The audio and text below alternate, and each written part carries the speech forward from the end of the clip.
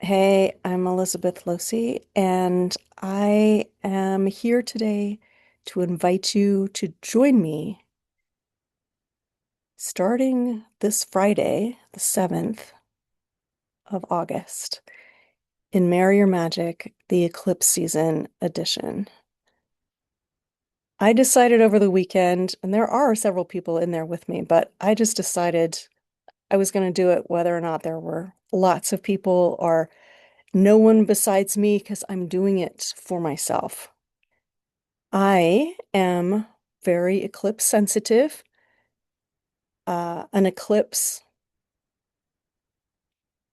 a super blood moon, lunar eclipse was what popped me out of a tenured position that I had been training for since you could argue either age two or since I was in utero. And my parents were both tenured professors in French as well. So, yeah, that eclipse on the final day, final night of 2009 made it so that I had the wherewithal to just say, you know what? I don't know what I'm going to do. I don't know where I'm going after this, but I am done with the toxicity of this university position. I who knows? Who knows what's next? But it's not staying here any longer. So eclipses affect me, and maybe they affect you. Maybe they affect you.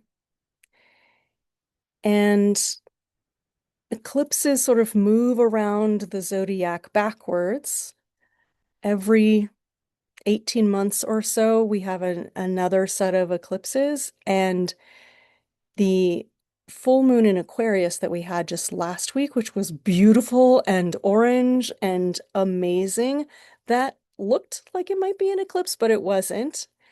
Um, because the lunar nodes were too far away for it to count as an eclipse. Next week's eclipse on the 12th, it's a Wednesday. It's a week from today. Next week's eclipse is a doozy. It's a total lunar eclipse. And it's a lunar eclipse in Leo. Leo is the sign ruled by the sun. When the sun is completely blotted out during this kind of eclipse, it it affects a lot of things. It's also a south node eclipse, which means that it is flushing things away that we no longer need. So in Leo, the sign of leadership and kings and stuff, maybe there will be some flushing away of those kinds of figures. I don't know. Um, but what I do know is that eclipse season feels a lot like Mercury retrograde on steroids. And just the unexpected, out of nowhere thing slams you upside the head, and you're like, whoa, what was that? I had no idea I was going to quit my tenured position. No clue. That's the unthinkable thought for a professor. Um, it's like imagining your life without gravity. Like, oh, what is that even, what is that even like? And so, yeah, this is the first time I've ever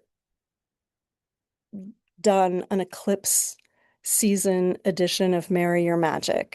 I have done many eclipse season offerings. And if you've followed me for a while, you know that. Like there was magic and manifestation through eclipse season. There was eclipse crossing. There were lots and lots of things that I offered mostly because I wanted them. I wanted to have a container. I wanted a container where the sudden surprises wouldn't sort of have shrapnel going anywhere, but would be contained.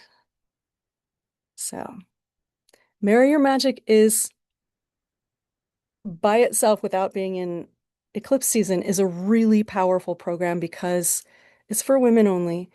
It is for women who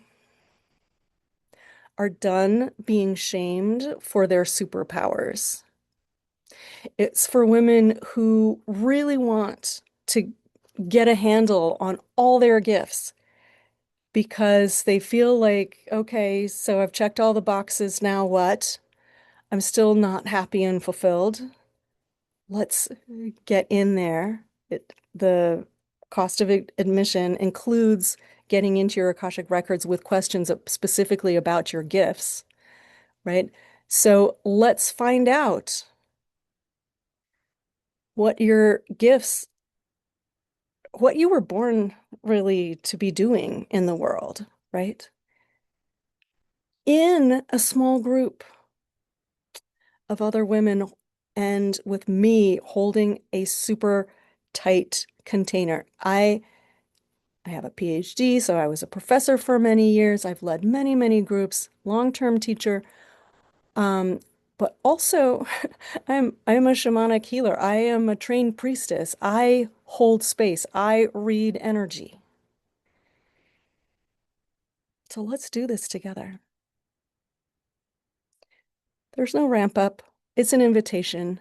Here we are in the portal. Today is actually my half birthday. So in human design, today is where my design, my personality Earth is located.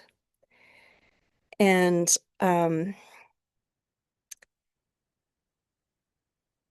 what I wanted to say about that is that seven gate is a beautiful gate for empowering others. And so that's who I am. I'm someone who listens well and who offers answers to people, sometimes without even them asking the question. But we are also part of my birth signature is the right angle cross of the Sphinx. And that sounds pretty cool, right? It is. The right angle cross of the Sphinx is in my case, it's 13, 7, 1, and 2. It could be 2, 1, 13, 7. It could be a whole bunch of things. But all with 13, 7, 1, and 2.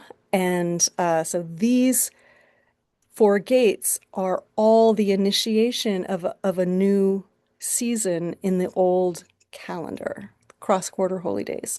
So we are in the midst of this Lunasa slash 88 Lionsgate portal, which is also right at the initiation of eclipse season, with our first eclipse being on 8/12 and our second eclipse being on 8/27, which is also a Jupiter Kazemi day. That's the lunar eclipse. Um, I don't know what else to say except that there be magic, right? We're gonna work out our gifts and we'll do it together. We'll do it with ritual, we'll do it with Akashic records, and we will come through what might be a challenging in the goodness of it, but also maybe in the challenge of it, right? We'll come through a challenging eclipse season with flying colors because we're doing it together, we're doing it intentionally, and we're we're doing it to become a better version of ourselves. And really, that's who I am. I'm someone who becomes a better version of myself by helping my clients become better versions, the best versions of themselves. So join me. There's a link uh, at the bottom of that page. There's an application. I will look at all the applications and I'll have a conversation with everyone. And if you're a good match, I'll ask you to join me. Again, small group, transformational energy, ritual, shamanic journeying, Akashic records, where you get to ask the questions. This isn't your your personal one, but this is twice during the 8 weeks. I'm sorry, 8 meetings over the course of August. We end right before Labor Day weekend. Um,